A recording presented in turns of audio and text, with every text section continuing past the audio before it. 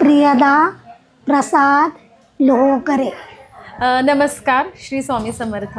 आज आपल्यासोबत आहेत प्रियदाताई प्रसाद लोहकरे, की ज्या खूप वर्षापूर्वी म्हणजे माझ्या मते 5 ते 6 वर्षापूर्वी थोडंसं म्हणजे हायपर ॲक्टिव्हिटी किंवा डिप्रेशन अशी कंडिशन होती आणि त्या अवस्थेमध्ये ते आपल्या जे आपलं सेंटर आहे सायकेट्रिकसाठी आपण ट्रीटमेंट देतो तिथे आल्या होत्या आणि तिथूनच आमची ओळख आणि नवीन प्रवास चालू झाला।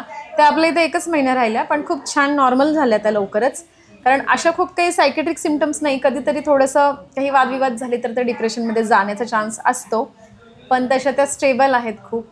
आणि मेन म्हणजे आत्ताची सिच्युएशन त्यांची अशी आहे की ट्रीटमेंट त्यांना तर सध्या कोणती नाही आहे, पण एकदम छान आणि मजेत आनंदाने जगतात आणि घरामध्ये राहतात फक्त 2 जण हजबंड वाईफ, म्हणजे काका आणि काकू।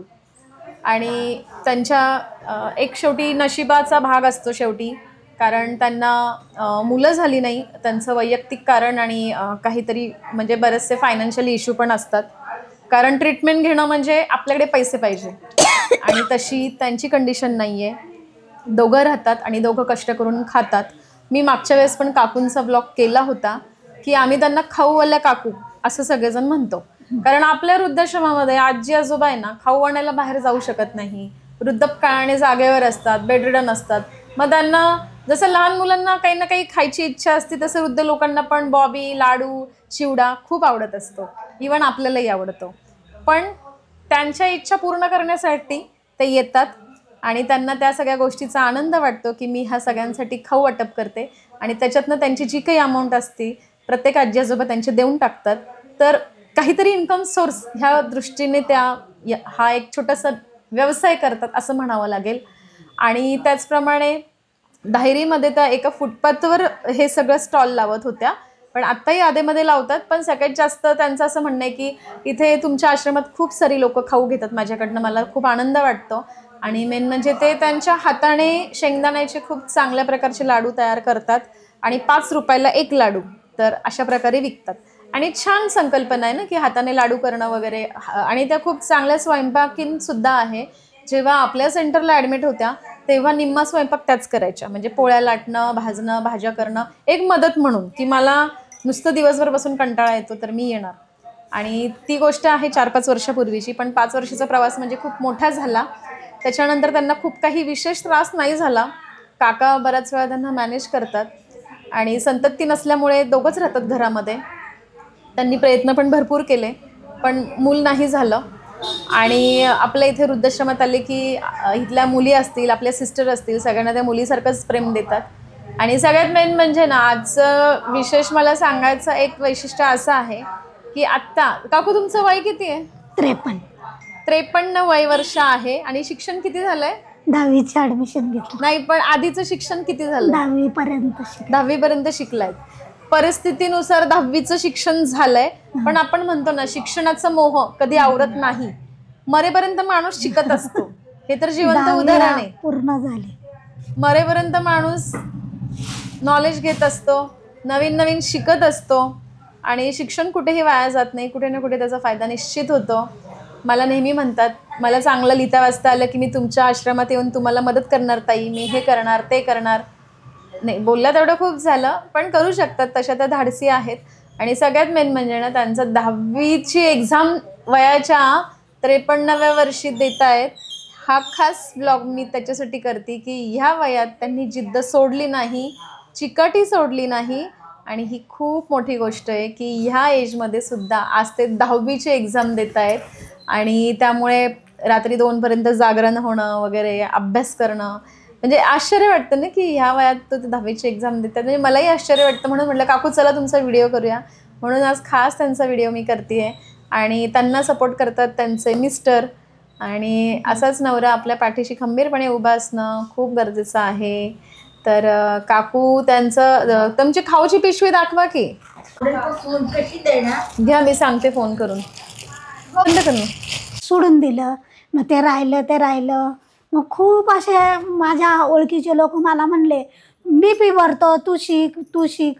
मग त्या वाक्याने मला असं आपल्या वडिलांचं म्हणणं काहीतरी असेल म्हणून मी विचारच केला नाही. पण आता कसं झालं की सगळेच म्हणतात शिक्षणाला काय वय नसतं, आणि जेव्हा आपण मन लावून अभ्यास करतो तेव्हा आपल्याला काहीतरी येतं. आणि खरोखर आत्ताची जी चाचणी झाली आणि पेपर काय असतो तो मला खरोखर शाळेकडनंच कळाला. म्हणजे चांगले एवढे नाही मार्क मिळाले, पण आपले बऱ्यापैकी हिंदीला 22 पडले, मराठीला 14-15 पैकी? 50 पैकी 20 पैकी असे मार्क पडले. पास झालात की नाही? हां, म्हणजे 5 झाले हिंदीत, मराठीत बी. म्हणजे असे थोड्या मार्काने पेपर होते. चाचणीच होती पण मजा आली द्यायला. पण आताची जी चाचणी आहे 2 तारखेला पुढच्या महिन्यातल्या, तुम्ही म्हणजे स्कूल तर्फे देताय का 10वी? मी शाळाच करते, शाळेतच जाताय? कोणती शाळा? रमाबाई रानडे. नाईट स्कूल असते का त्यांची? होती नाईट, आता दिवसभराची. दिवसभराची? 12 मग ते सगळ्या 5. लेडीजच आहेत का? आणि त्यांनी मला मदत पण नाही नाही, पण तिथे सगळ्या तुमच्या वयाच्याच लेडीज हो, आहेत का? माझ्यापेक्षा मोठे बायका आहे. हो का? 10वी देतात? एक तर धनकवडीहून येते, ती फक्त आपल्या सहीसाठी शाळेत आली. बघा आता हे कसं न्याय. कारण आवड ही आपण काढली तर मिळते, नाही तर नाही मिळत.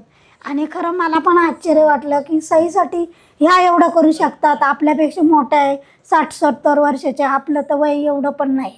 जे काय वय आपल्याला समर्थ पुरवता त्याचं. आणि आज शाळेमध्ये अशी सोय आहे की मी त्यांना पहिल्यांदाच म्हणले की माझ्याकडं काही नसताना, तर त्या म्हणल्या तुम्ही मावशी काही काळजी करू नका, मुख्याध्यापिका सर्व व्यवस्थित होईन. आणि खरोखर आता मला जूनच्या 15 तारखेपासून मी शाळेत जाते, रोज जाते. काल त्यांनी पास पण मला काढून दिला आणि महिन्याचं मटेरियल पण थोडंफार मला देतात त्या. म्हणजे अशी शाळा खूप छान शाळा आहे. काकूंचा परत व्हिडिओ म्हणजे तो असं इन्स्टावर टाकता येतो, म्हणजे मोबाईलमध्येच घे. हा उभाच घे. तुम्ही मनाने खूप चांगलं करता, तुम्ही त्याच्यातून सुटतात. पण एखाद्या वेळेस यांनी फोन केला घरच्यांना किंवा काही दिलं गेलं नाही त्यांना खायला, आणि गेलं माणूस अचानक बाय चान्स, अशी घडू शकते की मग. आणि ते वडिलांचं कसं बोलणं मला लागलं नाही, पण कसं आहे आता सध्या पितृपक्ष चालू आहे ना, आणि माझा थोडा भविष्यावर विश्वास आहे. माझे स्वामी माझं सर्वस्व आहे, ते माझे गुरु आहे. काही अडलं निडलं मी त्यांना सांगतो. तुम्ही त्यांच्याकडे मागते, मी भविष्य सांगत नाही ना, त्यांच्याकडे मागते, ते पुरवठा मला देतात. तर म्हणणार होते लगेच मला सांगा भविष्य मला सांगा माझं, असं म्हणणार होते. तसं थोडंफार स्वामी पुरवतात. आणि खरोखरच काल इतकं छान त्यांनी सगळ्यांना दिलं.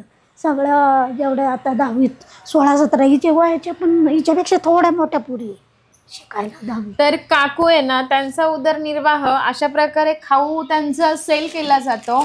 तर त्या धायरी या गावामध्ये फुटपाथवरती विकत होत्या, आत्ताही आधेमध्ये विकतात.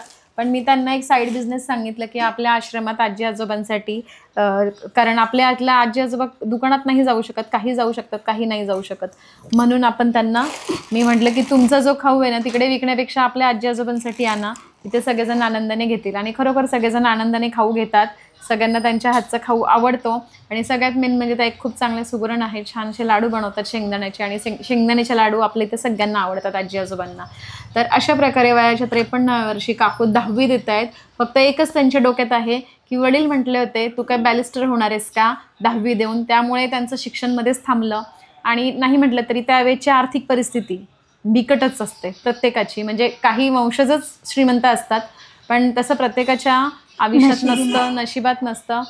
तर त्यांची जी इच्छा होती की वडील असं बोलले पण मी वडिलांना करून दाखवणार, त्यामुळे त्यांची जिद्द आणि चिकाटी वयाच्या 53व्या वर्षी त्या 10वी देत आहेत. शाळेचं नाव काय काकू? रमाबाई रानडे.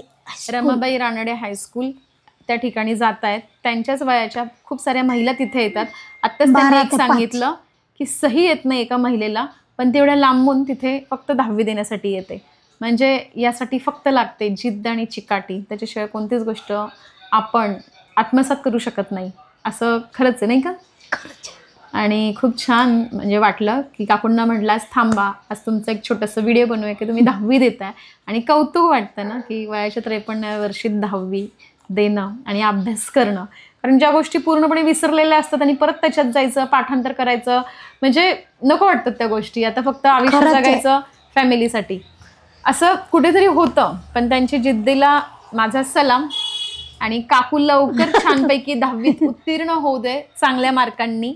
आणि मग काय? नक्कीच 10वी पास झाल्यावर आपण त्यांचा आश्रमाला ब्लॉग भेट. करून सगळीकडे शेअर करूया. मी देणारच आहे पुढं, मी ठरवलंच आहे तुमचे जेवढे आश्रम आहे तेवढ्यांना मदत करायची. तर तुम्हाला हा व्हिडिओ आवडला तर नक्की लाईक असं नाहीये शेअर करा आणि तात्पुरतं कमेंट्स करा. मॅडमची गरज भागली की संपलं. मी तिथं मॅडमला पण सांगितलं, प्रिन्सिपल मॅडमला, उद्या समजा मी 10वी पास होऊ नापास होऊ तो फार पुढचा प्रश्न आहे. अहो मावशी तुम्ही चिंताच करू नका, तुम्ही पास होणार. कारण काय होतं म्हणलं, अभ्यास खूप अवघड आहे आत्ताच्या 10वीच्या माझ्या वयाच्या मानाने खरंच खूप अवघड आहे.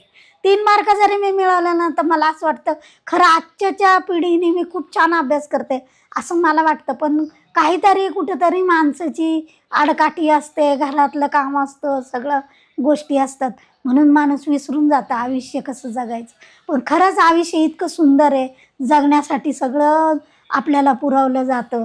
परमेश्वर कुठं ना कुठं आज इथं आहे, उद्या कुठंतरी आपल्याला उभं राहील, अशी तर माझी स्वामींकडे खूप प्रार्थना आहे. सगळ्यांना असंच मॅडम सारख्या लाभू द्या, एवढी एक इच्छा. धन्यवाद. तुम्हाला असेच आमच्या सर्वांच्या यूट्यूब चॅनलवरतील आपले सगळे जे काही सबस्क्रायबर असेल त्यांच्या आमच्या सगळ्यांच्या खूप खूप शुभेच्छा. आणि ज्योती 10वीला आता झालं का?